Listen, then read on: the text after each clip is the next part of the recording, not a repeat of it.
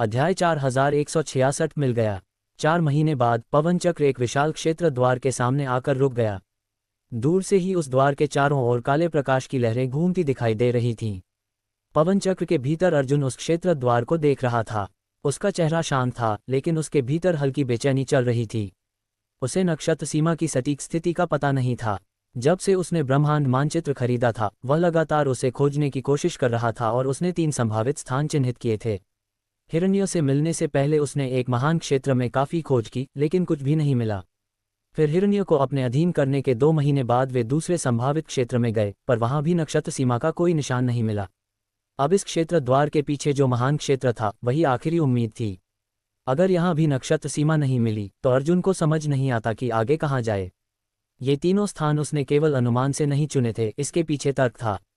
वर्षों में महान दानव देव और स्वर्गीय व्यवस्था के अलावा कोई भी स्वर्गभेदी क्षेत्र का साधक नक्षत्र सीमा में नहीं आया था। इसका मतलब था कि नक्षत्र सीमा किसी बेहद दूरस्थ और संसाधन विहीन स्थान पर स्थित है। अगर ऐसा न होता, तो स्वर्ण सूर्य महाद्वीप और सहस्र प्रेरणा लोक की तरह कोई न कोई बड़ी शक्ति वहां कब्जा कर चुकी होती। वास्तव में, अगर महान दानव देव ने नक्षत्र सीमा पर आक्रमण न किया होता और रूही ने अपने पूर्वजों की विरासत न पाई होती, तो अर्जुन को कभी स्वर्गभेदी क्षेत्र के अस्तित्व का पता ही नहीं चलता। इसी सोच के आधार पर उसने संभावनाएं सीमित की थीं।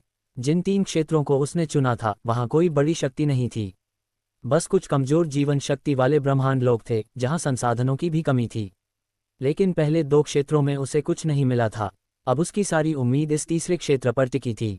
अगर यहाँ भी असफल रहा, तो उसे रूही को ढूंढना पड़ेगा।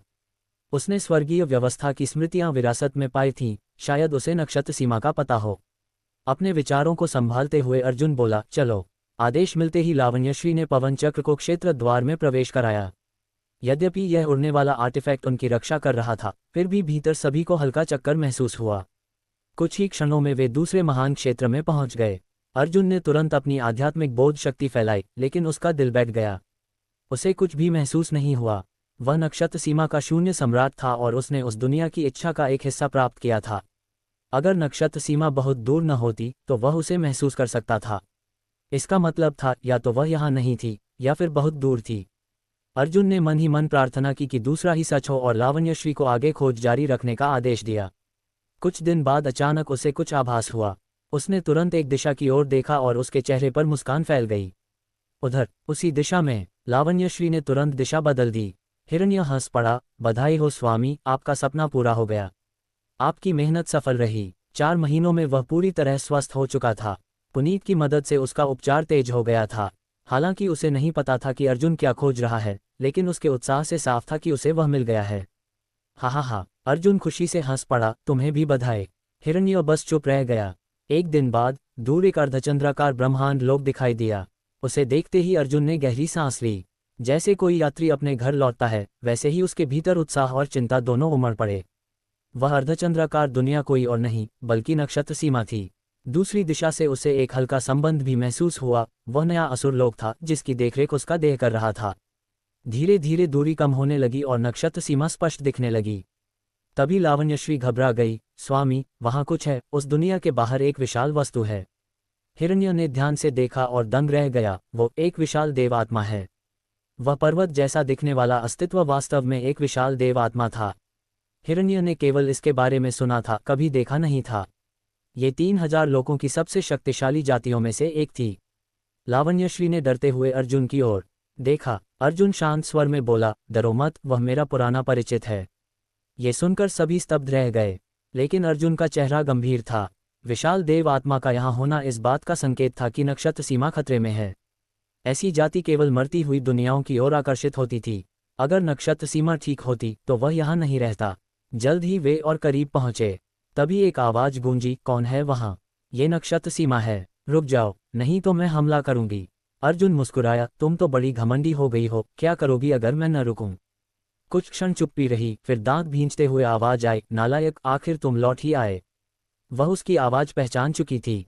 अर्जुन हंसते हुए बाहर निकला। सामने एक सुंदर स्त्री खड़ी थी, जिसकी आंखें दिव्य नदी जैसी चमक रही थीं। अर्जुन ने बाहें फैलाकर कहा, मैं वापस आ गया। अगले ही पल वह स्त्री उसकी बाहों में आ गिरी। वह त्रिशक्ति थी। उसकी आंखें नम थीं। अर्जुन के जाने के बाद बीते 15 साल उसके लिए जैसे युगों के समान थे। अर्जुन ने उसे कसकर पकड़ा। मैं लौट आया हूँ, बहुत देर हो गई। त्रिशक्ति की आंखों में भावनाएं उमड़ रही थीं।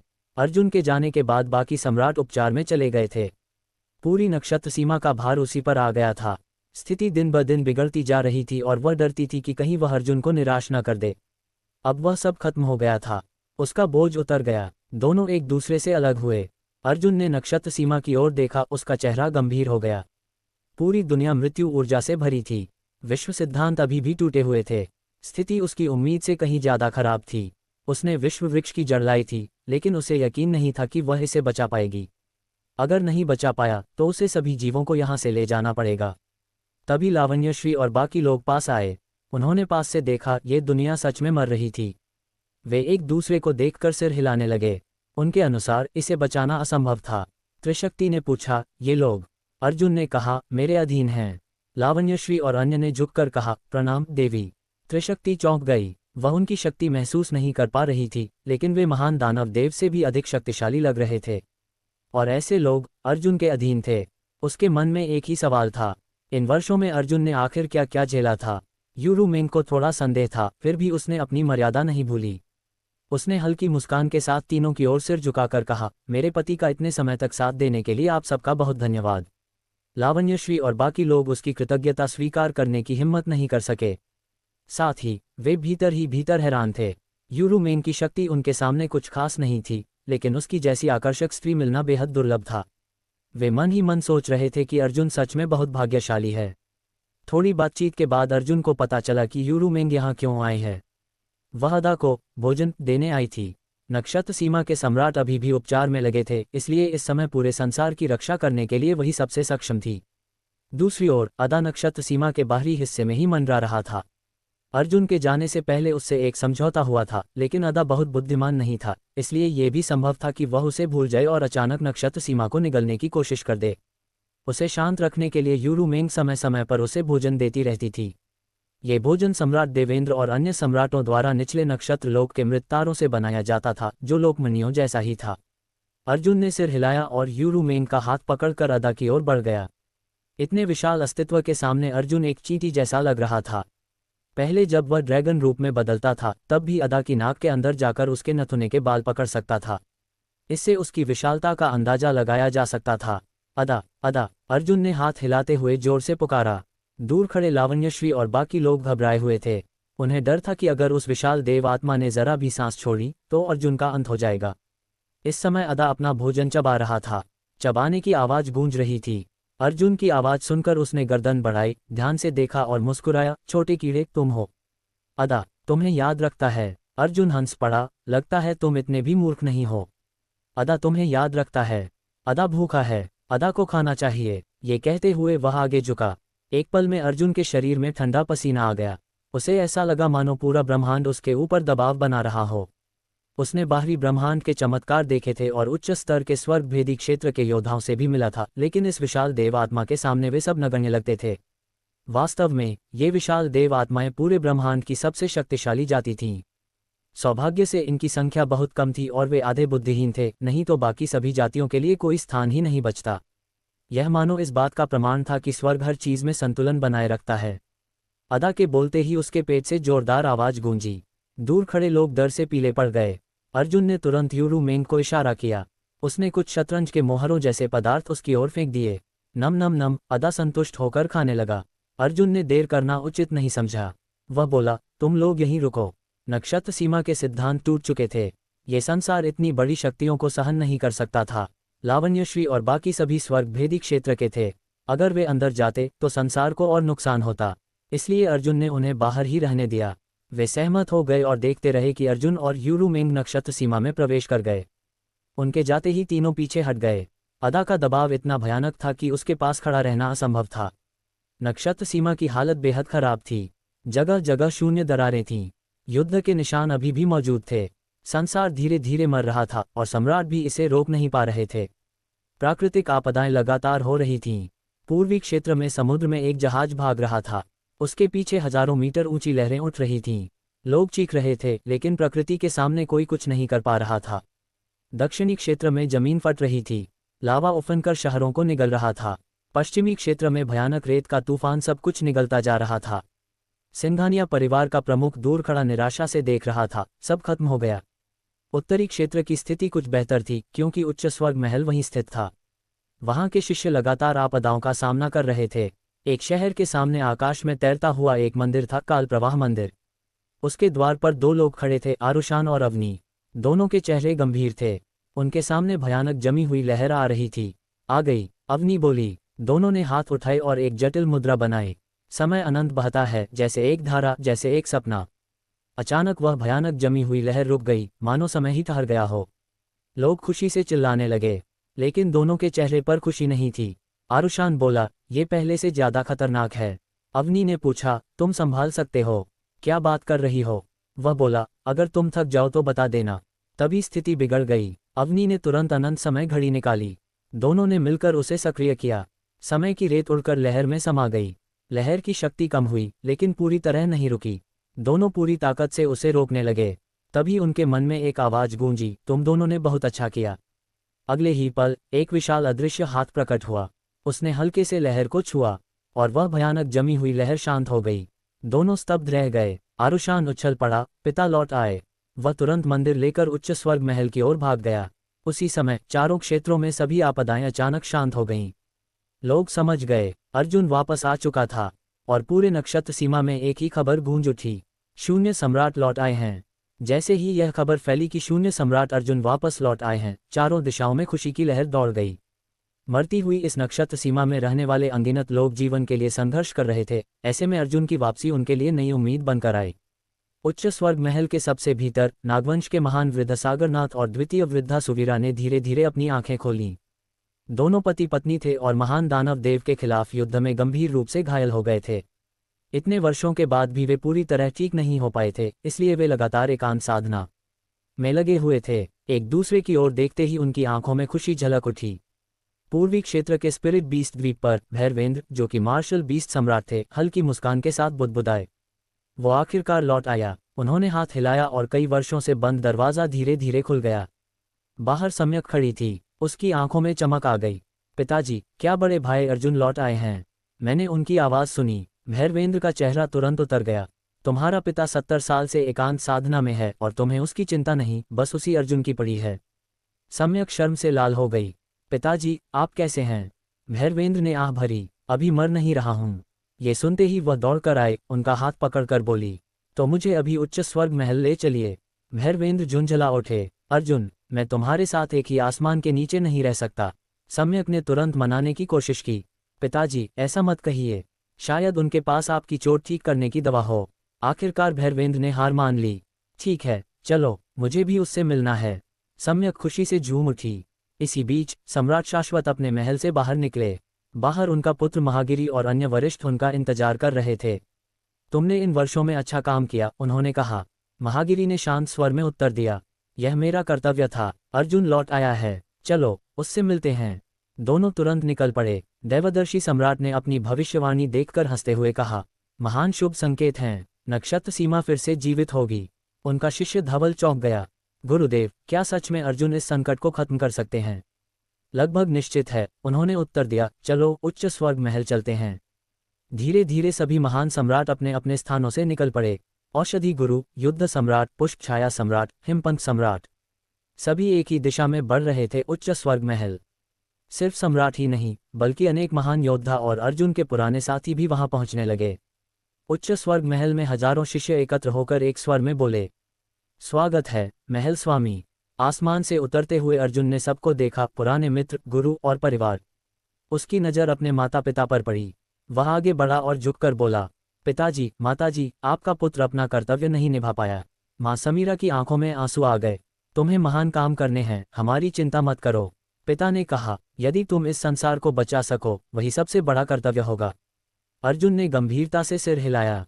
फिर उसने प्रिया और रक्तचंद्र के हाथ पकड़कर कहा, तुम दोनों ने बहुत सहा है। दोनों ने सिर हिलाया, लेकिन आंसू रुक नहीं पाए। तभी त्रिशक्ति आगे आए और उन्हें संभाला। कुछ ही समय में और लोग भी आने लगे, हिमवर्षा, सुवर्णा, सिया और कई अन्य। फिर अचानक एक आवाज गूंजी, पिताजी आ गए क्या? छोटा आरुषान दौड़ता हुआ आया और अर्जुन के चारों ओर उछलने लगा। सागरनाथ ने उसका कान पकड़कर डांटा, शरारती। फिर अर्जुन की बहन अवनी उसके सामने आए। भैया, अर्जुन हंस पड़ा, तुम और भी सुंदर हो गई हो। अवनी ने मुस्कुराकर कहा, भैया आप तो मीठी बातें करते हैं, इसलिए इतनी पत्नियां हैं आपकी। सभी हंस पड़े। जल्द ही सारे महान सम्राट और शीर्ष योद्धा एक ही स्थान पर इकट्ठा हो गए। ऐसा दृश्य पहले कभी नहीं देखा गया था। अर्जुन ने सबका अभिवादन किया, लेकिन उसके मन में एक चिंता थी।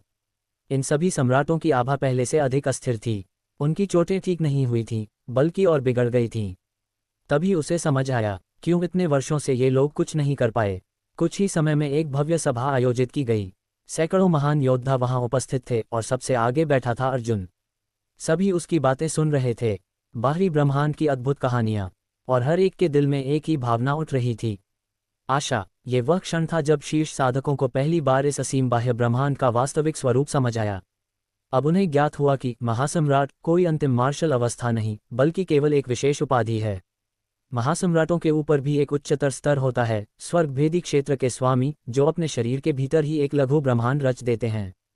इस अनंत ब्रह्मांड में नक्षत्र सीमा जैसे असंख्य संसार थे और 1000 से भी अधिक महान प्रदेश मौजूद थे। इन प्रदेशों में अनगिनत शक्तिशाली संगठन बसे हुए थे। 36 गुफा स्वर्ग और 72 परमधाम सबसे शक्तिशाली माने जाते थे, और उनके नीचे असंख्य द्वितीय व तृतीय श्रेणी के संगठन थे। इस विराट अस्तित्व के सामने नक्षत्र सीमा तो मानो धूल का कण मात्र थी। अर्जुन को नक्षत्र सीमा छोड़े हुए 10 वर्ष से अधिक हो चुके थे। इस दौरान उसकी शक्ति बहुत बढ़ी, लेकिन स्वर्ग भेदी क्षेत्र तक पहुंचने का मार्ग अब भी कठिनाइयों से भरा था। पूरी रात भोज चलता रहा और अर्जुन भी लगातार सबको बाहरी ब्रह्मांड के बारे में बताता रहा। जब सभा समाप्त हुई तो सभी शीर्ष साधक स्तब्ध और विचारों में डूबे हुए थे। वहीं महासम्राट उच्च स्वर्ग महल में ही रुक गए। एक गुप्त कक्ष में सभी महासम्राट एकत्र हुए। उनके साथ शून्यवर्षा, तपन और नागवंश के 2 वृद्ध भी उपस्थित थे। यद्यपि वे नक्षत्र सीमा के महासम्राट नहीं थे, परंतु उनके पास वही विरासत थी, इसलिए उन्हें इस सभा में स्थान मिला। कुछ औपचारिक बातचीत के बाद अर्जुन ने गंभीर स्वर में पूछा, तुम सबकी स्थिति सुधरने के बजाय और बिगड़ क्यों रही है? सभी ने एक दूसरे की ओर देखा। तब धर्मेश्वर ने कड़वी मुस्कान के साथ कहा, तुम्हें इसका पूरा ज्ञान नहीं होगा। जब कोई महासम्राट बनता है और विश्व की इच्छा प्राप्त करता है, तब उसका भाग्य उस संसार से बंध जाता है। भैरवेंद्र ने आगे कहा, युद्ध के बाद हम सब घायल हुए और इस दुनिया के नियम टूट गए। नक्षत्र सीमा अब बुरी हालत में है और कभी भी टूट सकती है। पहले हम विश्व शक्ति से स्वयं को ठीक कर सकते थे, पर अब वह शक्ति लगभग समाप्त हो चुकी है। आदिश्वर ने गंभीरता से जोड़ा, हम सामान्य साधकों की तरह औषधि से भी उपचार नहीं कर सकते। जब तक ये संसार ठीक नहीं होगा, हम भी स्वस्थ नहीं हो सकते, जब तक कि हम इस दुनिया से बाहर न निकल जाएं, जैसे तुम निकल गए। अब अर्जुन को सब समझ आ गया। महासम्राटों का भाग्य नक्षत्र सीमा से बंधा हुआ था, और जब संसार ही टूट रहा था तो वे कैसे स्वस्थ हो सकते थे? सम्राट देवदर्शी ने उम्मीद भरी नजरों से पूछा, अर्जुन, क्या तुम कोई समाधान लेकर आए हो? अर्जुन ने सिर हिलाया, एक उपाय है, लेकिन मैं निश्चित नहीं हूं कि वह काम करेगा। ये सुनकर सबके मन में आशा जागी। अर्जुन तुरंत उठ खड़ा हुआ और बोला, मैं अभी शुरू करता हूं। क्षण भर में वह गायब हो गया और एक दूरस्थ वीरान पर्वत पर प्रकट हुआ, जहां चारों प्रदेशों की सीमाएं मिलती थीं। वह स्थान पुनर्तः सूना था। उसने अपने मुहरित लोक से एक छोटा सा पौधा निकाला, विश्व वृक्ष का मूल। उसने सावधानी से उसे मिट्टी में रोपा और पानी दिया। फिर वह बेचैनी से उसे देखने लगा। कुछ समय तक कोई परिवर्तन नहीं हुआ। अर्जुन चिंतित हो उठा, क्या उसने कुछ गलत किया? तभी अचानक हल्की सरसराहट सुनाई दी, जो शीघ्र ही गड़गड़ाहट में बदल गई। पूरा पर्वत हिलने लगा। पौधे ने आसपास की विश्व शक्ति को तेजी से खींचना शुरू कर दिया। अर्जुन की आंखों में चमक आ गई। जड़ें गहराई तक फैलने लगीं और कुछ ही क्षणों में कई किलोमीटर तक फैल गईं। पौधा तेजी से बढ़ने लगा और शीघ्र ही एक विशाल वृक्ष में बदल गया। थोड़ी ही देर में वह वृक्ष सैकड़ों मीटर ऊंचा हो गया और उसकी शाखाएं पूरे पर्वत को ढकने लगीं। जहां जहां उसकी जड़ें फैलीं, वहां वहां टूटे हुए विश्व नियम फिर से जुड़ने लगे। दूर स्थित शून्य दरारें भी धीरे धीरे बंद होने लगीं। अर्जुन के मन में खुशी की लहर दौड़ गई। यह उपाय सफल हो रहा था। लेकिन कुछ समय बाद वृक्ष की वृद्धि धीमी पड़ गई। अर्जुन ने समझ लिया कि ऊर्जा की कमी है। उसने तुरंत अपनी अंगूठी से असंख्य स्रोत क्रिस्टल निकालकर हवा में बिखेर दिए। वे टूटकर शुद्ध विश्व ऊर्जा में बदल गए, जिसे वृक्ष ने तुरंत सोख लिया। फिर उसने अन्य महासम्राटों को संदेश भेजा। कुछ ही क्षणों में भैरवेंद्र वहां पहुंचे। विशाल वृक्ष को देखकर वे आश्चर्यचकित रह गए। उनके पीछे पीछे सम्राट देवदर्शी, आदिश्वर और अन्य महासम्राट भी आ गए। सभी ने बिना देर किए अपने अपने स्रोत क्रिस्टल निकालकर वृक्ष को अर्पित करना शुरू कर दिया। जल्द ही वह निर्जन पर्वत गतिविधियों से भर गया। असंख्य क्रिस्टल ऊर्जा में बदलकर वृक्ष में समाहित होने लगे। वृक्ष निरंतर बढ़ता गया। उसकी जड़ें पूरे नक्षत्र सीमा में फैलने लगीं। जहां जहां वे पहुंची वहां का वातावरण सुधरने लगा, मृत्यु की ऊर्जा घटने लगी और संसार में जीवन की नई आशा जाग उठी। लंबे समय से जो अंधकार छाया हुआ था वह अब धीरे धीरे मिटने लगा था। कुछ दिनों बाद अचानक गड़गड़ाहट की एक भारी आवाज गूंजी और आदिश्वर दूर से उड़ते हुए आए। उनके हाथों में एक विशाल वस्तु थी जो किसी महान ड्रैगन जैसी प्रतीत हो रही थी। उसकी आभा अत्यंत भयावह थी, वह वास्तव में एक पूरी पृथ्वी नाड़ी थी। ये स्पष्ट नहीं था कि आदिश्वर उसे कहाँ से निकाल कर लाए थे, लेकिन जैसे ही वे विश्व वृक्ष के पास पहुंचे उन्होंने उसे सीधे आगे फेंक दिया। क्षण भर में वह पृथ्वी नाड़ी टूटकर बिखर गई और प्रचंड विश्व ऊर्जा में बदल गई। वह ऊर्जा तूफान की तरह चारों ओर फैल गई और धरती को हिला दिया। ये तूफान केवल कुछ ही श्वासों तक चला, फिर पूरी ऊर्जा विश्व वृक्ष के आत्मा अंश द्वारा अवशोषित कर ली गई। इसके प्रभाव से वृक्ष कुछ 100 मीटर और ऊंचा हो गया। इसी बीच हिमपंख सम्राट और पशु सम्राट भी अपनी अपनी पृथ्वी नाड़ियां लेकर आ गए। जैसे जैसे अधिक नाड़ियां डाली जाती गईं, वृक्ष की वृद्धि फिर से तीव्र हो गई। शुरुआत में अर्जुन मुस्कुराते हुए ये दृश्य देख रहा था, लेकिन जल्द ही उसे कुछ गड़बड़ महसूस हुई। विश्व वृक्ष की वृद्धि जैसे रुकने का नाम ही नहीं ले रही थी। देवदर्शी चिंतित होकर बोले, अर्जुन, क्या ये वृक्ष पूरी नक्षत्र सीमा की ऊर्जा ही सोख लेगा? हालांकि वृक्ष की वजह से टूटे हुए नियम सुधर रहे थे, लेकिन इसकी ऊर्जा खपत भयावह थी। यदि ऐसा ही चलता रहा तो कुछ ही वर्षों में पूरी दुनिया की ऊर्जा समाप्त हो जाती। अर्जुन ने हल्की चिंता के साथ उत्तर दिया, मुझे ऐसा नहीं लगता, लेकिन मैं पूरी तरह निश्चित भी नहीं हूं। अब वृक्ष 3000 किलोमीटर ऊंचा हो चुका था। उसकी जड़ें भूमिगत 1 लाख किलोमीटर तक फैल चुकी थीं। जहां जहां जड़ें पहुंच रही थीं, वहां की भूमि बदल रही थी, नियम सुधर रहे थे, शक्ति संतुलित हो रही थी। 1 महीना बीत गया। अब वृक्ष 10,000 किलोमीटर ऊंचा हो चुका था। उसकी विशाल छाया हजारों किलोमीटर तक फैल गई थी। उसकी जड़ें लगभग पूरे भूभाग के 10% हिस्से को ढक चुकी थीं। फिर अचानक उसकी ऊंचाई बढ़ना बंद हो गई। अर्जुन ने ध्यान से जांच की और समझ गया, वृक्ष रुका नहीं था, बस उसकी वृद्धि अब दिखाई नहीं दे रही थी। उसकी जड़ें अभी भी चुपचाप पूरे विश्व में फैल रही थीं। तभी एक अद्भुत परिवर्तन हुआ। आकाश से एक रहस्यमयी शक्ति खींचकर वृक्ष में समा रही थी और उसकी पत्तियों के माध्यम से शुद्ध विश्व ऊर्जा में परिवर्तित हो रही थी। आदिश्वर ने भौहें उठाईं, ये तारों की शक्ति है। अब सब समझ में आ गया। अर्जुन ने राहत की सांस ली। अब वृक्ष स्वयं ब्रह्मांड से ऊर्जा ले रहा था और दुनिया को वापस दे रहा था। भविष्य में यह वृक्ष शायद 100 गुना अधिक ऊर्जा लौटाएगा। सभी सम्राटों के चेहरे अब बेहतर हो गए थे। उनकी सांसें स्थिर थीं, क्योंकि उनका भाग्य इस दुनिया से जुड़ा था। इसी बीच अर्जुन को एक संदेश मिला। वह चौंका, फिर तुरंत वहां से गायब हो गया। वह नक्षत्र सीमा के किनारे पहुंचा और देखा, एक विशाल आकृति धीरे धीरे आगे बढ़ रही थी। वह अदा था। उसके कदम धीमे थे, लेकिन हर कदम अनंत दूरी तय कर रहा था। लावण्यश्री ने आकर बताया, मालिक, वह अचानक उठकर चला गया। अर्जुन समझ गया, अब इस दुनिया में मृत्यु की गंध नहीं रही थी, इसलिए अदा चला गया। वह तुरंत उसके पास पहुंचा और पुकारा, अदा। अदा ने उसे देखा, मुस्कुराया और अपनी हथेली आगे कर दी। अदा जा रहा है, उसने सरलता से कहा। कहाँ? अर्जुन ने पूछा। अदा ने अपने पेट पर हाथ रखकर कहा, अदा भूखा है, खाना ढूंढने जा रहा है। अर्जुन ने कई विश्वमणियां उसे दी, लेकिन अदा ने सिर हिला दिया, ये काफी नहीं है। अर्जुन समझ गया, उसे पूरी दुनिया चाहिए, जो वह दे नहीं सकता। कुछ देर बाद उसने और भी मणियां उसके मुंह में डालीं। अदा संतुष्ट होकर हंसने लगा। फिर अर्जुन उसकी हथेली से उतर गया और दूर खड़ा होकर उसे जाते हुए देखता रहा। धीरे धीरे वह विशाल आकृति एक बिंदु बन गई और अंततः गायब हो गई। शायद वे फिर कभी नहीं मिलेंगे। जब अर्जुन वापस लौटा, सभी सम्राट उसका इंतजार कर रहे थे। भैरवेंद्र ने पूछा, अब आगे क्या योजना है? अर्जुन ने कुछ सोचकर कहा, मैंने बाहरी ब्रह्मांड में एक स्थान हासिल किया है, शून्य भूमि। मैं चाहता हूं कि आप सब मेरे साथ चलें और उसे विकसित करें। फिर उसने जोड़ा, और जो भी तृतीय स्तर सम्राट हैं, वे भी मेरे साथ आ सकते हैं। सभी एक दूसरे को देखने लगे। आदिश्वर बोले, लेकिन अगर हम सब चले गए तो इस दुनिया की रक्षा कौन करेगा? कुछ सम्राट रुकने को तैयार हो गए, लेकिन अर्जुन ने उन्हें रोकते हुए कहा, चिंता मत कीजिए। मैंने 3 उच्च स्तरीय योद्धा साथ लाए हैं, उनमें से एक यहाँ रहेगा। ये सुनकर सभी संतुष्ट हो गए। जल्द ही पूरी दुनिया में समाचार फैल गया, अर्जुन सभी योग्य साधकों को बाहरी ब्रह्मांड में ले जाने वाला है। जो जाना चाहते हैं वे उच्च स्वर्ग महल में एकत्र हों। एक नए युग की शुरुआत होने वाली थी। 2 लोकों के महायुद्ध से पहले किसी को बाहरी ब्रह्मांड के अस्तित्व का ज्ञान नहीं था। युद्ध के बाद जब अर्जुन नक्षत्र सीमा को छोड़कर चला गया, तब लोगों को पहली बार एहसास हुआ कि उनके संसार के बाहर भी एक विशाल दुनिया है और वहां उनसे कहीं अधिक शक्तिशाली साधक मौजूद हैं। कई दशकों के बीतने के बाद जब शून्य सम्राट अर्जुन वापस लौटा, तो उसने न केवल नक्षत्र सीमा के संकट को समाप्त किया, बल्कि अनेक साधकों को बाहरी ब्रह्मांड की यात्रा पर ले जाने का भी निश्चय किया। इस समाचार ने पूरे संसार में हलचल मचा दी।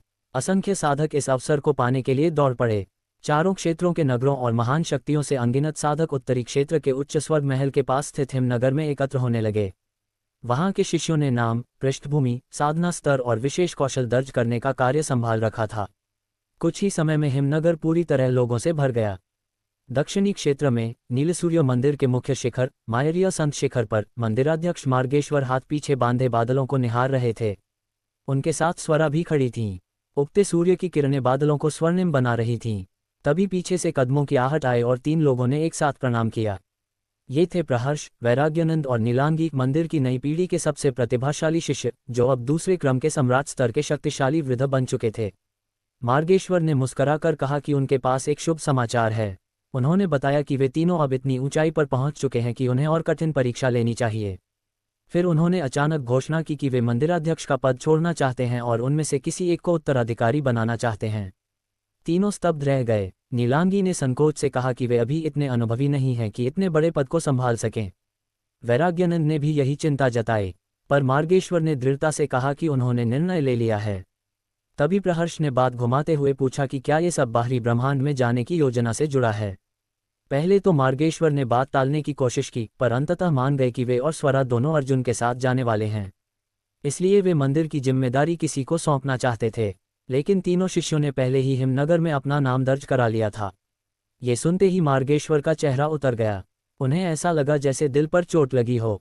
वे क्रोधित होकर बोले कि जब मंदिर को उनकी सबसे अधिक आवश्यकता है, तब वे सब उसे छोड़कर जा रहे हैं। प्रहर्ष ने शांत स्वर में कहा कि वे भी बाहरी संसार को देखना चाहते हैं। वैराग्यानंद ने मजाक में कहा कि फिर गुरु ही यहीं रुक जाएं। ये सुनकर मार्गेश्वर और भी भड़क उठे और उन्हें कृतघ्न कहने लगे। लेकिन तीनों ने चुपचाप उनकी डांट सुनी और फिर प्रणाम करके वहां से चले गए। उनके जाते ही मार्गेश्वर ने दुखी होकर स्वरा से शिकायत की। स्वरा ने मुस्कुराकर कहा कि यह स्वाभाविक है, अब वे अपने सपनों का पीछा करना चाहते हैं। तभी प्राणेश प्रकट हुए और बोले कि वे मंदिर की जिम्मेदारी संभाल लेंगे। उन्होंने कहा कि वे वृद्ध हो चुके हैं और बाहर जाने के बजाय यहीं रहना उनके लिए बेहतर है। इसी प्रकार पूर्वी क्षेत्र में सिंघानिया परिवार के मुखिया ने अपने पुत्र को परिवार का प्रमुख बना दिया। उन्होंने कहा कि वे अर्जुन के साथ बाहरी ब्रह्मांड में जाने वाले हैं और यदि पुत्र उनसे फिर मिलना चाहता है तो उसे भी साधना में ऊंचाई प्राप्त करनी होगी। आकाशग्रह नगर, निर्मल द्वीप और अन्य स्थानों पर भी यही दृश्य देखने को मिला। अनेक प्रमुखों ने अपने उत्तराधिकारी नियुक्त किए और स्वयं बाहरी ब्रह्मांड की यात्रा की तैयारी करने लगे। पूरी नक्षत्र सीमा में एक ही उत्साह था, अज्ञात की ओर बढ़ने का। और इस तरह पुराने युग के नेता पीछे हटने लगे और नई पीढ़ी अपने कंधों पर संसार की जिम्मेदारी लेने के लिए तैयार हो गई, जबकि बाकी लोग अर्जुन के साथ अनंत ब्रह्मांड की ओर बढ़ने को उत्सुक थे। 2 प्रकाश की किरणें आकाश को चीरती हुई हिमनगरी की ओर बढ़ती दिखीं। द्वार के बाहर उतरते ही 2 युवकों का रूप प्रकट हुआ। एक मजबूत कदकाठी वाला साधारण चेहरा लिए हुए था, जबकि दूसरा आकर्षक व्यक्तित्व वाला और स्वाभाविक गरिमा से भरा हुआ था। ऊपर नजर उठाते ही दोनों स्तब्ध रह गए। मजबूत युवक बोला, रुद्र, यहाँ तो बहुत भीड़ है। सुंदर युवक रुद्र ने शांत स्वर में कहा, सम्राट अर्जुन लौट आए हैं और उन्होंने बाह्य ब्रह्मांड के बारे में समाचार दिया है। वे कुछ लोगों को अपने साथ ले जाना चाहते हैं, इसलिए इतनी भीड़ जुटी है। अभी तो केवल 10 दिन हुए हैं इस खबर को फैले और देखो कितने लोग आ गए। इससे पता चलता है कि सम्राट अर्जुन का प्रभाव कितना विशाल है। समय के साथ यहाँ और भी लोग आएंगे। नन्हे, हमें और मेहनत करनी होगी ताकि हम भी उनके साथ जा सकें और अपना नाम बना सकें। नन्हे ने गंभीरता से सिर हिलाया और मुट्ठियां भींच लीं। हाँ, हम जरूर कर पाएंगे। चलो पहले शहर के अंदर चलते हैं, रुद्र ने कहा और दोनों मुख्य द्वार से भीतर प्रवेश कर गए। बाहर से देखने पर शहर भरा हुआ लग रहा था, लेकिन अंदर आते ही उन्हें एहसास हुआ कि स्थिति वैसी नहीं है जैसी उन्होंने सोची थी। शहर बेहद विशाल था। इतनी भीड़ होने के बावजूद भी कहीं तंग महसूस नहीं हो रहा था, बल्कि जगह खुली खुली लग रही थी। दोनों हैरान रह गए। तभी एक व्यक्ति मुस्कुराते हुए उनके पास आया और बोला, छोटे भाइयों, क्या तुम पंजीकरण के लिए आए हो? नन्हे ने सिर खुजाते हुए जल्दी से कहा, हाँ, हम पंजीकरण के लिए ही आए हैं।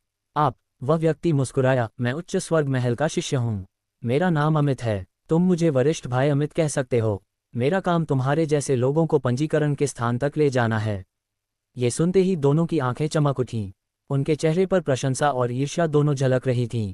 अतीत में जब अर्जुन ने विश्व की इच्छा प्राप्त कर सम्राट का पद पाया था, तब उन्होंने असुरों के विरुद्ध युद्ध का नेतृत्व किया और इस दुनिया को बचाया।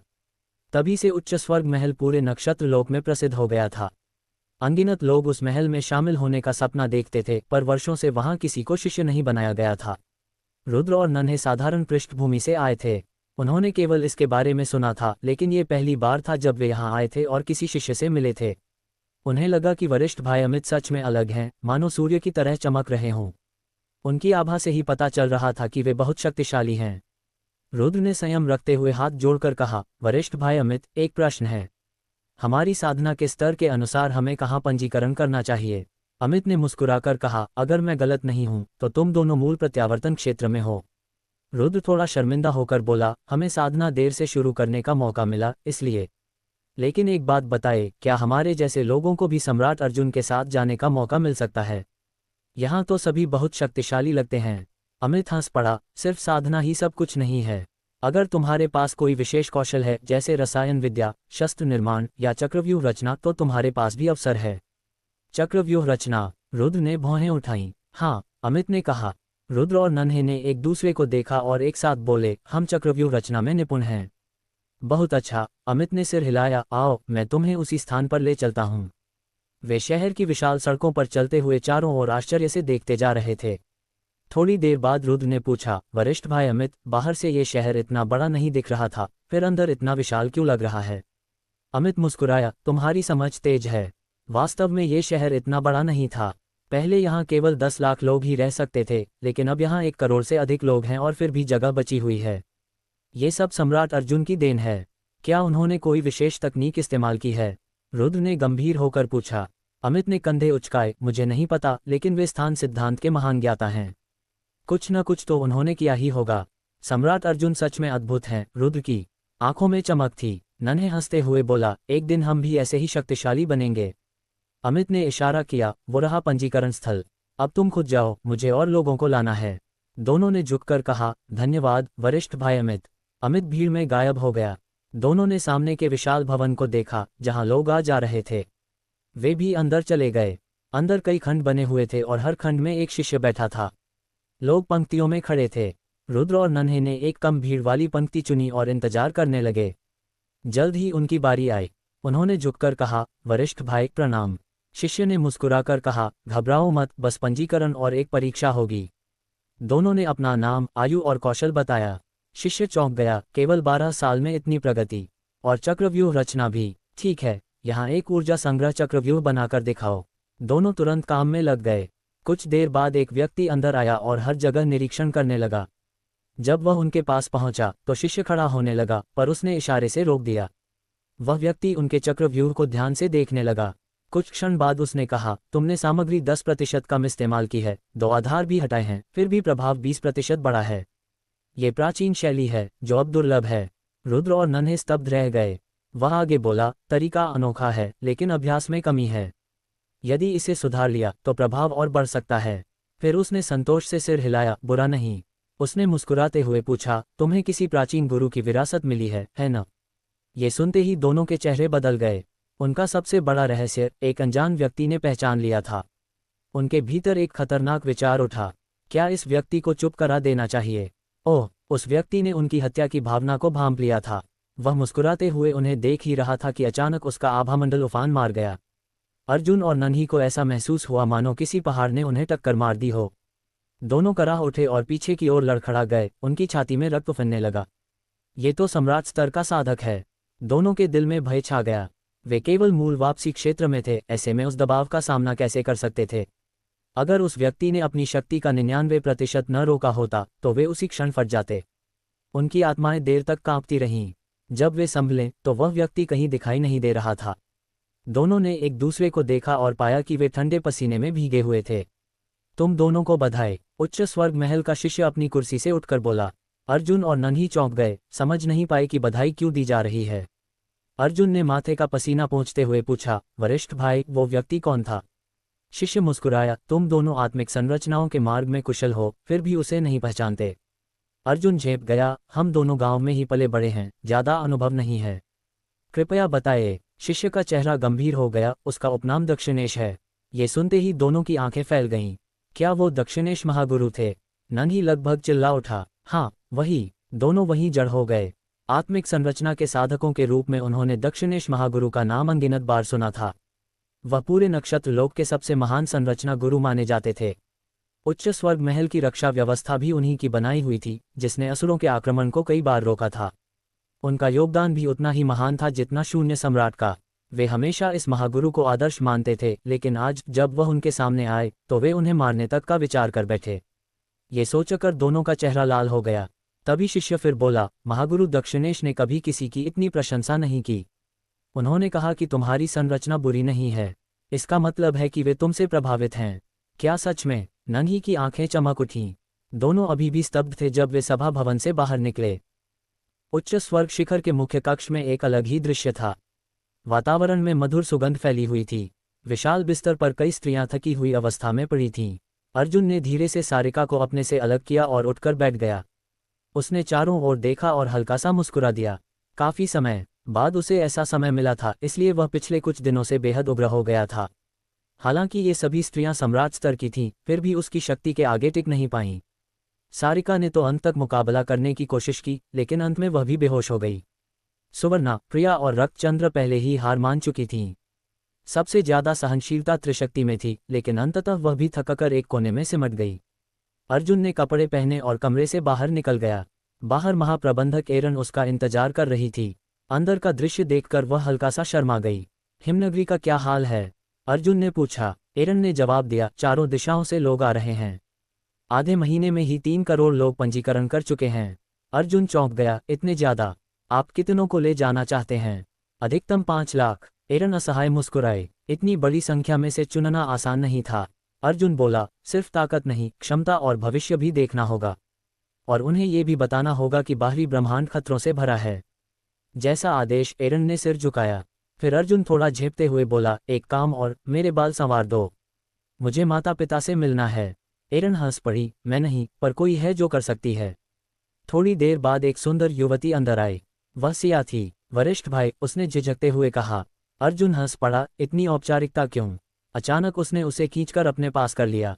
सिया घबरा गई। मैं एक स्वीकारोक्ति करने वाला हूं, अर्जुन ने मुस्कुराते हुए कहा। वह उसे उठाकर अंदर ले गया। कमरे का दृश्य देखकर सिया स्तब्ध रह गई। बिखरे वस्त्र, थकी हुई स्त्रियां, सब कुछ अविश्वसनीय था।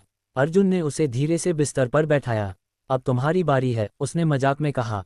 सिया का दिल तेजी से धड़कने लगा, लेकिन जब उसने अर्जुन की आंखों में देखा तो उसे कोई जबरदस्ती नहीं दिखी, सिर्फ स्नेह।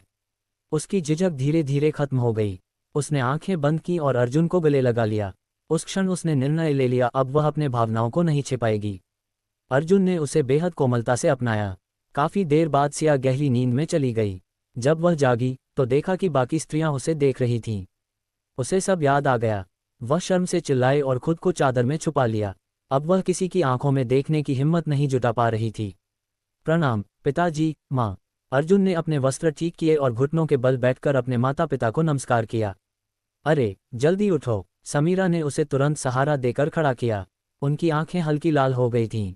उसके बाल कान के पीछे करते हुए वह बोली, अब तुम सम्राट बन गए हो, यूं हर किसी के सामने घुटने मत टेका करो। लोग देखेंगे तो अच्छा नहीं लगेगा। तो क्या हुआ अगर वो सम्राट बन गया है? क्या उसके माता पिता नहीं हैं? यदुवीर ने बगल से नाक सिकोड़ते हुए कहा, मैंने इसे जन्म दिया है, इसे पाला पोसा है। अगर यह घुटने टेक भी दे तो? अचानक उन्हें एक तीखी नज़र का एहसास हुआ। उन्होंने सिर घुमाया तो देखा कि समीरा दांत भींचकर उन्हें घूर रही हैं। तुरंत उन्होंने चाय का घूंट लिया और अपनी बात वहीं निगल ली। समीरा ने एक बार फिर उन्हें चेतावनी भरी नज़र से देखा, फिर मुस्कुराते हुए अर्जुन की ओर मुड़ी। उसे अपने पास बैठाया और ध्यान से देखने लगीं। उनके चेहरे पर गर्व और खुशी साफ झलक रही थी। वह मन ही मन सोच रही थी, यह मेरा बेटा है। कभी जिसे गोद में उठाकर घुमाती थी, वही आज इतना शक्तिशाली बन गया है। उन्हें अपने बेटे पर गर्व था। अब उनकी भी बहुत इज्जत थी। भले ही उनकी अपनी शक्ति ज्यादा नहीं थी, लेकिन पूरे नक्षत्र लोक में कोई उन्हें कमतर समझने की हिम्मत नहीं करता था। जब भी बड़े साधक उच्च स्वर्ग महल आते, वे उन्हें और उनके पति को आदर देते। एक माँ के लिए इससे ज्यादा क्या चाहिए? उन्हें धन या शक्ति की लालसा नहीं थी, बस यही चाहती थी कि उनका बेटा सुरक्षित रहे। अब जब अर्जुन स्वस्थ और सफल था, वह पूरी तरह संतुष्ट थीं। कुछ देर तक दोनों में बातचीत होती रही। ज्यादातर सवाल माँ ही पूछती रहीं और अर्जुन शांतिपूर्वक जवाब देता रहा। उन्होंने बाहरी ब्रह्मांड के बारे में कुछ नहीं पूछा, क्योंकि उन्हें पता था कि वहां अर्जुन ने बहुत खतरे झेले होंगे और वह सब सुनना उनके लिए कठिन होता। उधर यदुवीर चुपचाप बैठे थे। बाहर से शांत दिख रहे थे, लेकिन ध्यान पूरा बातचीत पर था। करीब 1 घंटे बाद अर्जुन ने अचानक पूछा, पिताजी, क्या आपको कोई अंदरूनी चोट है? वह पहले ही यह महसूस कर चुका था कि उनके पिता की आभा कभी कभी अस्थिर हो जाती है। यदुवीर थोड़ा चौंके, फिर हाथ हिलाकर बोले, कुछ खास नहीं, चिंता मत करो। अर्जुन ने भौहें सिकोड़ लीं, कितने समय से? समीरा ने जवाब दिया, 30 साल से ज्यादा हो गए। अर्जुन के मन में तुरंत हिसाब बैठ गया, ये सब उसी समय हुआ होगा जब वह साधना में लीन था। मुझे देखने दीजिए। उसने आगे बढ़कर उनके हाथ की नब्ज पकड़ ली और दिव्य बोध से जांच करने लगा। कुछ क्षण बाद उसने कहा, ये चोट तब लगी जब आपने सम्राट स्तर में प्रवेश किया था और आपकी नींव स्थिर नहीं थी। आपने जल्दबाजी की, है ना? यदुवीर ने हल्का सा नाक सिकोड़ते हुए कहा, तुम अब सम्राट हो। मैं इतना कमजोर भी नहीं दिखना चाहता कि लोग कहें कि उसका पिता कमजोर है। ये सुनकर अर्जुन चुप हो गया। समीरा ने चिंतित होकर पूछा, क्या ये ठीक हो सकता है? अर्जुन मुस्कुराया, कोई बड़ी बात नहीं है। मैं प्रिया से कुछ औषधियां बनवाऊंगा। आप रोज उन्हें लीजिए और हर 5 दिन में मैं आपकी नाड़ियों को साफ कर दूंगा। 1 महीने में आप पूरी तरह ठीक हो जाएंगे।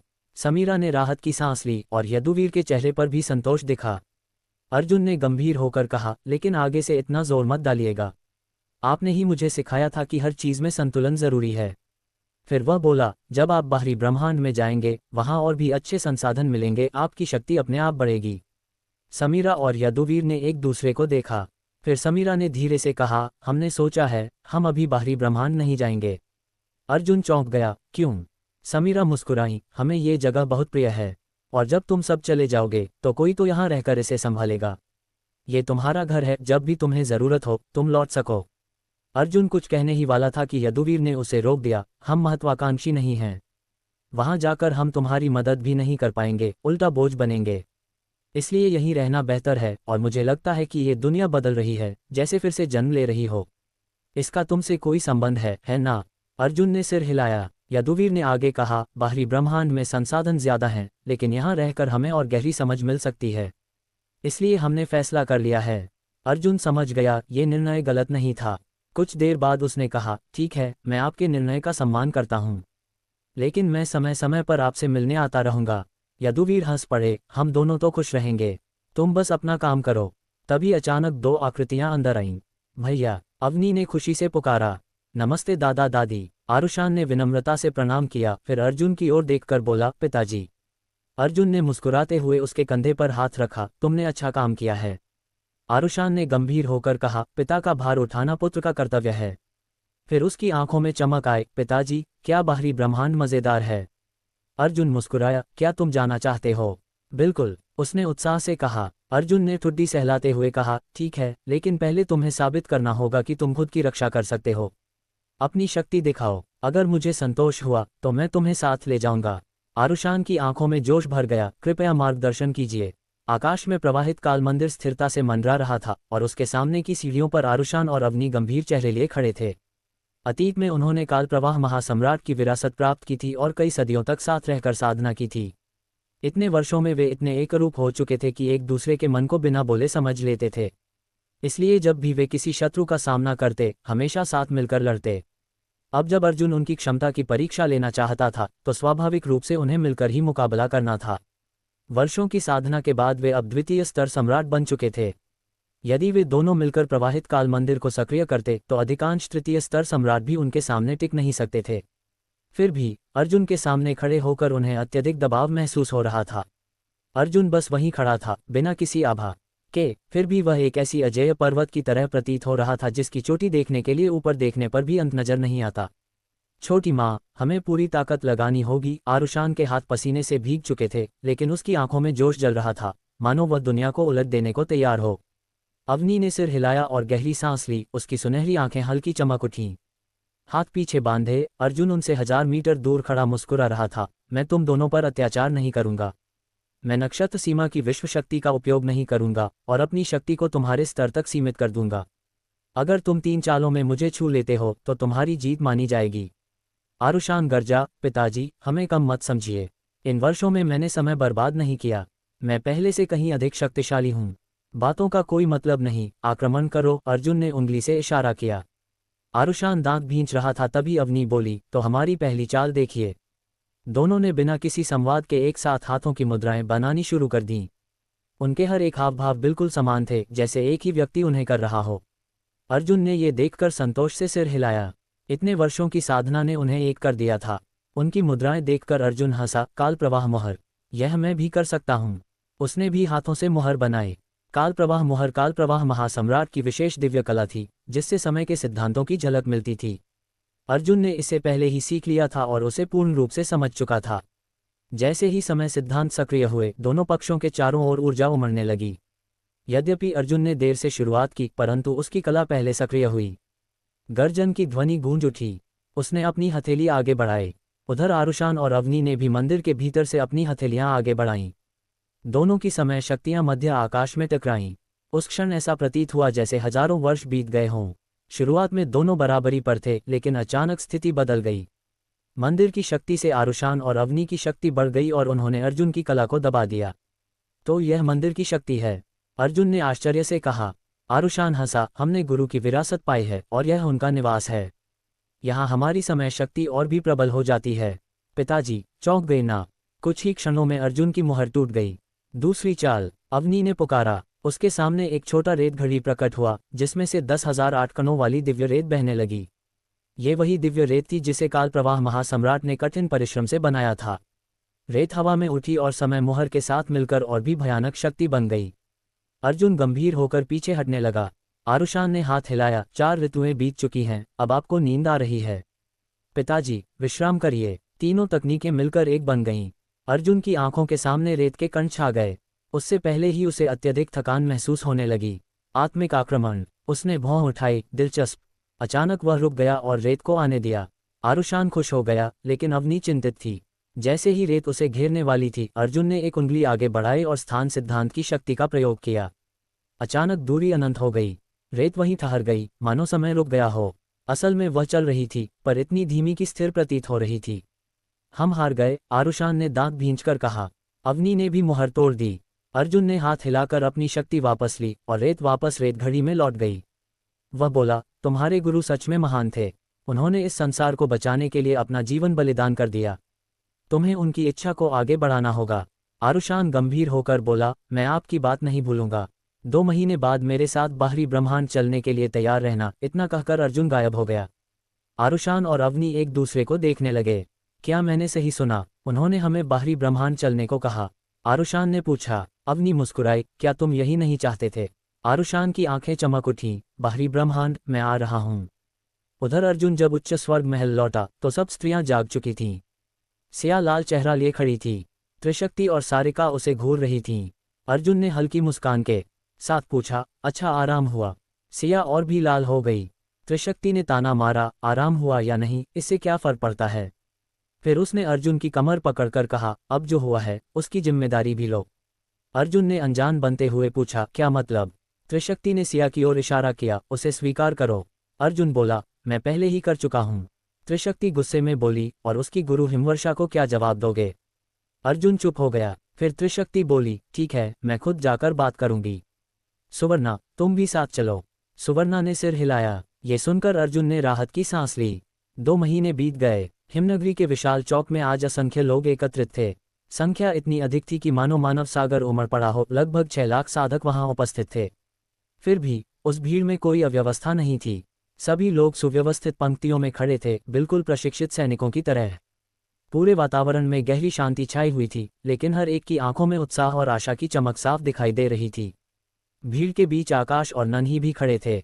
2 महीने पहले जब वे पहली बार हिमनगरी आए थे, तब और अब में जमीन आसमान का अंतर था। उनके चेहरे भले ही पहले जैसे ही थे, पर आत्मा और कौशल में वे काफी परिपक्व हो चुके थे, विशेषकर आत्मरचना कला के क्षेत्र में। नन्ही ने धीरे से आकाश से कहा, अब समझ में आता है कि साधक को हमेशा एकांत में नहीं रहना चाहिए। इन 2 महीनों में हमने जितनी प्रतियोगिताएं की, उससे हमारी आत्मरचना कला बहुत निखर गई है। आगे भी हमें अन्य साधकों के साथ संवाद करते रहना चाहिए। आकाश ने सहमति में सिर हिलाया, सही कहा। इस स्तर पर भी ऐसे कई लोग हैं जिनकी आत्मरचना कला हमसे कहीं अधिक उन्नत है। सच में यह अनुभव अद्भुत है। नन्ही मुस्कुराई, और अब हमारा सपना भी पूरा होने वाला है। हम शून्य अधिपति के साथ बाह्य ब्रह्मांड की यात्रा करेंगे। सोचकर ही रोमांच हो रहा है कि वहां क्या क्या देखने को मिलेगा। इन 2 महीनों में हिमनगरी लगातार गतिविधियों से भरी रही। अनगिनत परीक्षाएं और मुकाबले हुए। करोड़ों में से छांटकर इन 6 लाख प्रतिभाशाली साधकों को चुना गया था। ये कार्य आसान नहीं था। उच्च स्वर्ग महल, हिमहृदय घाटी, अग्निनाग महल और अन्य कई संप्रदायों ने मिलकर यह विशाल चयन प्रक्रिया पूरी की थी। ये 6 लाख लोग केवल शक्तिशाली ही नहीं, बल्कि विभिन्न क्षेत्रों में असाधारण प्रतिभा और क्षमता वाले थे। इन्हीं के सहारे शून्य भूमि का भविष्य निर्माण होना था। चौक के एक ओर एरन ने अर्जुन की ओर देखकर कहा, महल स्वामी, सब तैयार है। अर्जुन ने हल्के से सिर हिलाया, व्यूह सक्रिय करो। आदेश मिलते ही दक्षिणेश ने एक व्यूह मणि निकालकर उसमें अपनी शक्ति प्रवाहित की। तुरंत ही धरती गूंज उठी और चौक में अंकित जटिल चिन्ह चमकने लगे। कुछ ही क्षणों में वह प्रकाश सभी 6 लाख साधकों को घेर चुका था। सब पहले से तैयार थे, इसलिए किसी ने विरोध नहीं किया। प्रकाश तीव्र होता गया और अचानक एक विस्फोट सा हुआ। जब रोशनी शांत हुई तो पूरा चौक खाली हो चुका था। सभी साधक मोहरित लोकमणि के भीतर सुरक्षित स्थानांतरित हो चुके थे। अर्जुन ने हाथ बढ़ाकर उस मणि को वापस लिया, फिर दक्षिणेश को भी उसमें समाहित कर लिया। इसके बाद उसने एरन की ओर देखा, यहाँ की जिम्मेदारी तुम्हारे हाथ में है। एरन ने दृढ़ स्वर में उत्तर दिया, निश्चिंत रहिए महल स्वामी, मैं सब कुछ संभाल लूंगी। अर्जुन मुस्कुराया, अपनी साधना मत छोड़ना, हम फिर मिलेंगे बाह्य ब्रह्मांड में। इतना कहकर वह आकाश में उछला। नीचे खड़ी एरन ने सम्मानपूर्वक प्रणाम किया और पूरी हिमनगरी एक स्वर में गूंज उठी। सुखद यात्रा, शून्य अधिपति। अर्जुन ने पीछे मुड़कर हाथ हिलाया और अगले ही क्षण अदृश्य हो गया। इस बार वह केवल 6 लाख साधकों को ही नहीं, बल्कि नक्षत्र सीमा के लगभग सभी शीर्ष योद्धाओं को साथ लेकर जा रहा था। उसके जाने के बाद नक्षत्र सीमा मानो खाली सी हो गई, लेकिन साथ ही एक नए युग की शुरुआत भी हो चुकी थी। कुछ ही समय बाद अर्जुन नक्षत्र सीमा के बाहरी क्षेत्र में पहुंचा, जहां लावण्यश्री और अन्य लोग उसकी प्रतीक्षा कर रहे थे। स्वामी, उन्होंने झुककर अभिवादन किया। अर्जुन ने सिर हिलाया और हरजीत की ओर मुड़कर कहा, तुम्हारे लिए एक कार्य है। यहाँ रहकर इस विश्व की रक्षा करो। यदि लापरवाही की तो दंड कठोर होगा। हरजीत ने अनिच्छा के बावजूद सिर झुका दिया, आदेश का पालन होगा। अर्जुन ने मुस्कुराकर कहा, 500 वर्षों तक ये दायित्व निभाओ, उसके बाद तुम्हें स्वतंत्र कर दूंगा। ये सुनते ही हरजीत के चेहरे पर प्रसन्नता आ गई। मैं पूरी निष्ठा से इस कार्य को निभाऊंगा। सभी व्यवस्थाएं पूरी करने के बाद अर्जुन ने एक बार उस विशाल वृक्ष की ओर देखा, जो नक्षत्र सीमा को पुनर्जीवित कर रहा था। फिर वह तेजी से अंतरिक्ष में आगे बढ़ गया। अब उसकी अगली मंजिल थी नया असुरलोक। कुछ दिनों की यात्रा के बाद जब वह वहां पहुंचा तो वह चौंक गया। जहां असुरलोक होना चाहिए था, वहां कुछ भी नहीं था। क्षण भर के लिए उसके मन में अनिष्ट की आशंका जाग उठी। उसने अपनी चेतना फैलाकर चारों ओर महसूस किया और फिर अचानक एक दिशा में तेजी से बढ़ गया। कुछ तो गड़बड़ थी। कुछ ही दिनों बाद अर्जुन, लावण्यश्री और गोपाल अरबों किलोमीटर की दूरी पार कर चुके थे। अब अर्जुन को साफ महसूस होने लगा था कि वे असुरलोक के और करीब पहुंच रहे हैं। अचानक लावण्यश्री ने आश्चर्य से कहा, सर, उधर कुछ अजीब हो रहा है। वह अर्जुन से अधिक शक्तिशाली थी, इसलिए उसकी दृष्टि और संवेदन क्षमता भी अधिक थी। अर्जुन ने उसकी ओर मुड़कर गंभीर स्वर में पूछा, क्या हो रहा है? लावण्यश्री ने ध्यान से देखते हुए कहा, एक जहाज किसी ब्रह्मांड लोक का पीछा कर रहा है, लेकिन वह ब्रह्मांड लोक अजीब है। अर्जुन ने भौहें सिकोड़ ली, कैसा ब्रह्मांड लोक? लावण्यश्री ने थोड़ा झिझकते हुए बताया, वह किसी मोटी मछली जैसा दिख रहा है, और सबसे अजीब बात यह है कि वह खुद चल रहा है, जैसे उसमें चेतना हो। ये सुनते ही अर्जुन का चेहरा गंभीर हो गया। मोटी मछली जैसा ब्रह्मांड लोक, ये और कुछ नहीं, वही नया असुरलोक था। जब अर्जुन ने पहले असुरलोक को अलग किया था, तब वह गुनगुन के रूप में बदल गया था। देह ने स्वर्गभक्षक युद्ध कला का उपयोग करके उसे जन्म दिया था, इसलिए उस लोक का स्वरूप गुनगुन जैसा ही रह गया। इसी कारण देह उस असुरलोक को नियंत्रित करता था, ठीक वैसे ही जैसे अर्जुन अपने मोहरित लोकमणि को नियंत्रित करता था। सामान्य ब्रह्मांड लोक अपने आप नहीं चलते, लेकिन यहाँ स्थिति अलग थी। देह गुनगुन को अपनी इच्छा अनुसार किसी भी दिशा में ले जा सकता था। लेकिन ये जहाज कहाँ से आया? अर्जुन ने गहरी आवाज में पूछा, क्या तुम उस जहाज के बारे में और पता लगा सकती हो? लावण्यश्री ने सिर हिलाया, अभी नहीं, बहुत दूर है। कुछ सोचकर अर्जुन ने अदृश्य आवरण निकाला और तीनों को ढक लिया। फिर वे चुपचाप आगे बढ़ने लगे। एक दिन बाद वे उस जहाज से लगभग 1000 किलोमीटर दूर पहुंच गए। इतनी दूरी से भी शून्य में सब कुछ साफ दिखाई दे रहा था। थोड़ी देर देखने के बाद लावण्यश्री बोली, सर, मुझे लगता है कि उस जहाज में कम से कम एक मध्य श्रेणी का स्वर्गभेदी साधक है। अर्जुन ने पूछा, तुम ऐसा क्यों कह रही हो? लावण्यश्री ने समझाया, ये जहाज साधारण नहीं है, इसे चलाना ही बहुत भारी काम है। निम्न श्रेणी का साधक इसे ज्यादा देर तक नियंत्रित नहीं कर सकता। केवल मध्य श्रेणी का साधक ही इसे सहजता से चला सकता है। अर्जुन का दिल बैठ गया। इसका मतलब था कि सामने वाला दुश्मन बहुत खतरनाक है। तभी असुरलोक के विशाल शरीर में कंपन हुआ और उसकी पीठ पर एक दरार खुल गई। एक खून से लथपथ व्यक्ति बाहर निकला, जिसकी पीठ पर उसके लघु ब्रह्मांड का धुंधला आभास दिखाई दे रहा था। अर्जुन का चेहरा और भी कठोर हो गया। वह एक स्वर्ग भेदी साधक था, लेकिन केवल निम्न श्रेणी का, और साफ था कि वह असुर लोक का नहीं था। अचानक लावण्यश्री ने गंभीर स्वर में कहा, इसमें असुर ऊर्जा है, क्या यह महाअसुर स्वर्ग के लोग हैं? ये सुनकर अर्जुन चौंक गया। महाअसुर स्वर्ग 36 महान शक्तियों में से एक। तभी वह घायल साधक वापस जहाज में चला गया और तुरंत 2 अन्य लोग निकलकर दरार के भीतर असुर लोक में प्रवेश कर गए। लावण्यश्री ने धीरे से कहा, अब समझ आया, वे इस ब्रह्मांड लोक की शक्ति को निगलना चाहते हैं। अर्जुन ने हैरानी से पूछा, क्या मतलब? लावण्यश्री ने समझाना शुरू किया, जब कोई साधक स्वर्ग भेदी क्षेत्र में पहुंचता है तो उसे आगे बढ़ने के लिए अपने लघु ब्रह्मांड को मजबूत करना होता है। ये बहुत कठिन और समय लेने वाला काम है। सामान्यतः सैकड़ों साल लग जाते हैं। अर्जुन चुपचाप सुनता रहा। एक तरीका है अमृतों का सेवन करना, जो सुरक्षित है लेकिन धीमा है। दूसरा तरीका है किसी ब्रह्मांड लोक की शक्ति और सिद्धांतों को निगलना। अर्जुन ने आंखें सिकोड़ लीं, जैसा ये लोग कर रहे हैं। हाँ, लावण्यश्री ने सिर हिलाया, लेकिन ये बहुत खतरनाक है। हर लोक के सिद्धांत अलग होते हैं। अगर मेल न हुआ तो साधक की शक्ति घट भी सकती है। लेकिन अगर मेल हो जाए? अर्जुन ने पूछा। तो कोई समस्या नहीं होती, लावण्यश्री बोली, सबसे अच्छा उदाहरण है अपना ही जन्मलोक। लेकिन अगर कोई ऐसा करे तो वह लोक धीरे धीरे नष्ट हो जाता है। अर्जुन सिहर उठा, क्या ऐसा पहले हुआ है? प्राचीन समय में बहुत बार, लावण्यश्री ने कहा, लेकिन अब कम होता है। अर्जुन ने गहरी सांस ली, तो जिनके पास संरक्षण नहीं है वे हमेशा खतरे में हैं। लावण्यश्री ने सिर हिलाया। अब सब कुछ स्पष्ट था। ये जहाज असुर लोक को निगलने आया था। गोपाल ने पूछा, क्या हमें हरजीत को बुलाना चाहिए? अर्जुन ने सिर हिलाया, बहुत देर हो चुकी है। कुछ क्षणों की चुप्पी के बाद लावण्यश्री आगे बढ़ी, मैं जाऊंगी। अर्जुन ने तुरंत मना किया, नहीं। अगर वह 6ठी श्रेणी का साधक हुआ तो?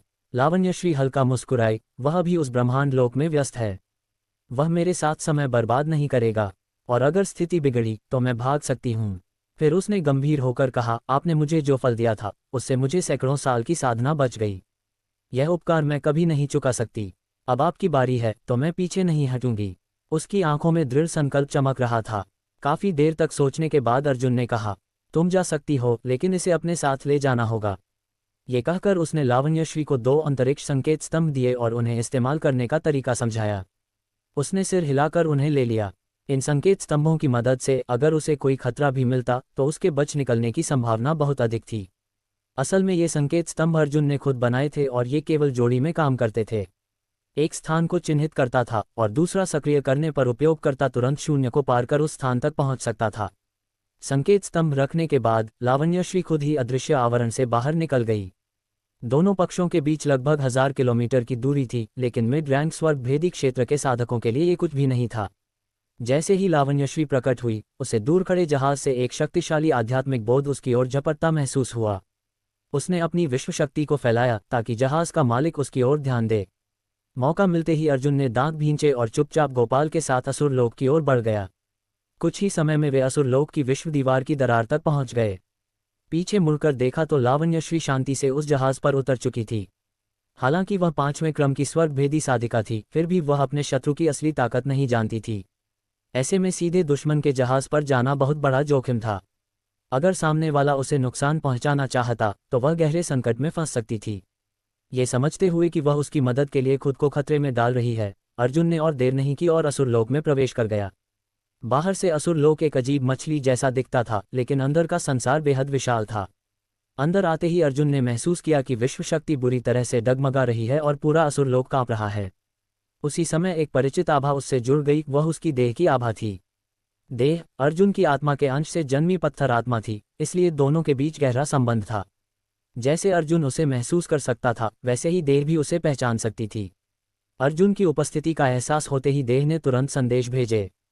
संदेश पढ़ते ही अर्जुन को पूरी स्थिति समझ में आ गई। उसके जाने के बाद देह ने असुर लोक की जिम्मेदारी संभाली थी और उसके साथ हिमाया और आकाशेश भी थे। शुरू में सब कुछ ठीक चल रहा था, लेकिन आधा साल पहले एक अनचाहा दुश्मन आ पहुंचा, वही जहाज जिसे अर्जुन ने अभी देखा था। कुछ जांच के बाद उस जहाज के लोगों ने असुर लोक पर हमला शुरू कर दिया। देह, हिमाया और आकाशेश ने मिलकर उनका मुकाबला किया। साथ ही देह ने गुनगुन को भागने के लिए भेज दिया। कई महीनों तक ये पीछा और युद्ध चलता रहा। हालांकि वे सीधे मुकाबले में कमजोर थे, लेकिन असुर लोक के स्वामी होने के कारण वे विश्व शक्ति का उपयोग कर सकते थे और लो रैंक स्वर्ग भेदी साधकों के बराबर ताकत हासिल कर लेते थे। फिर भी दुश्मन ज्यादा थे और चालाक भी। वे बारी बारी से हमला करते, घायल होते ही पीछे हट जाते और दूसरे आगे आ जाते। इसी वजह से अर्जुन ने पहले एक घायल साधक को भागते हुए देखा था। देह और बाकी लोग इतने शक्तिशाली नहीं थे कि दुश्मनों को पूरी तरह खत्म कर सकें। अभी स्थिति ये थी कि देह दो दुश्मनों से लड़ रहा था, हिमाया एक से और आकाशेश दो से घिरा हुआ था। देह तो पत्थर आत्मा होने के कारण थकता नहीं था, लेकिन हिमाया और आकाशेश अब अपनी सीमा पर पहुंच चुके थे। अगर अर्जुन समय पर नहीं आता तो 1 महीने में असुर लोक हार जाता। ये सब समझते ही अर्जुन मुस्कुरा उठा। अदृश्य आवरण हटाते ही वह और गोपाल दिखाई दिए। फिर उसने हाथ हिलाया और एक आकृति सामने प्रकट हुई, त्रिशक्ति। वह अभी भी थोड़ी उलझन में थी, लेकिन जल्दी ही समझ गई कि वह असुर लोक में है। उसकी आंखों में गुस्सा भर गया। अर्जुन ने उसे संक्षेप में हालात बताए और उसकी हत्या की भावना भड़क उठी। उसे शांत करने के बाद अर्जुन ने देह से योजना साझा की और फिर त्रिशक्ति और गोपाल को बताया। दोनों ने गंभीरता से सिर हिलाया। अगले ही पल स्थान सिद्धांत सक्रिय हुआ और तीनों गायब हो गए। कई लाख किलोमीटर दूर युद्ध चल रहा था। देह, हिमाया और आकाशेश 5 दुश्मनों से घिरे हुए थे। देह गरजते हुए 2 दुश्मनों से भिड़ा था, मानो अपनी जान देकर भी उन्हें मार देगा। हिमाया की हालत खराब थी, उसका शरीर खून से लथपथ था और वह मुश्किल से एक दुश्मन को रोक पा रही थी। लेकिन सबसे खतरनाक स्थिति आकाशेश की थी। वह अपने असली रूप, एक विशाल दानव नाग में लड़ रहा था। उसके शल्क टूट चुके थे, खून बह रहा था और वह अपनी अंतिम शक्ति जला रहा था। वह जानता था अगर वह गिर गया तो असुर लोक खत्म हो जाएगा। एक क्षण की चूक हुई, तुरंत एक दुश्मन की तलवार उसके सीने में घुस गई। आकाशेश ने पूरी ताकत से उसे रोक लिया, लेकिन तलवार धीरे धीरे उसके हृदय की ओर बढ़ रही थी। दूसरा दुश्मन उसकी हर हरकत रोक रहा था। स्थिति पूरी तरह निराशाजनक लग रही थी। तभी अचानक आकाशेश की आंखें फैल गईं। दुश्मनों को भी खतरे का एहसास हुआ। पीछे मुड़कर देखा, एक विशालकाय आदमी कुल्हाड़ी लेकर खड़ा था, गोपाल। एक ही वार में उसने दुश्मन को उड़ा दिया। वह दुश्मन खून उगलते हुए दूर जा गिरा। युद्ध का रुख पल भर में बदल चुका था।